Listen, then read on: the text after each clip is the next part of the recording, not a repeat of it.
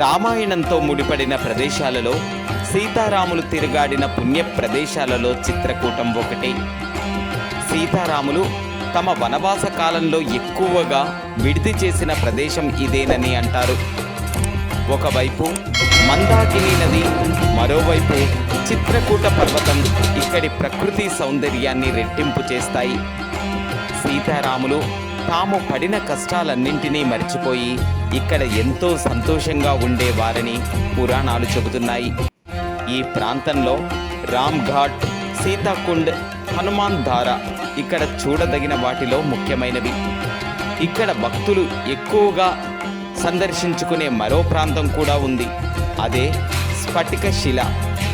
మందాకిని నది సమీపంలో ఈ స్ఫటిక కనిపిస్తుంది. సీతారాములకు ఈ ప్రదేశం అంటే చాలా ఇష్టమట.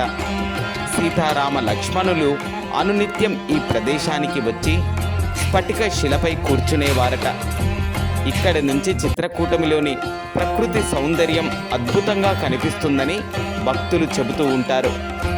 ఈ ప్రకృతి సౌందర్యాన్ని తిలకిస్తూ సీతారాములు మురిసిపోయేవారట.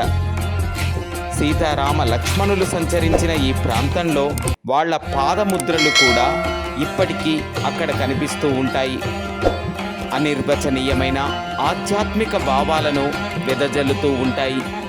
ఇక్కడికి వచ్చే భక్తులు సీతారామ లక్ష్మణులను సందర్శించుకోవటమే కాకుండా ఈ స్ఫటిక శిల వద్దకు వెళ్ళి అక్కడి నుండి ప్రకృతి అందాలను చూసి తరిస్తారు.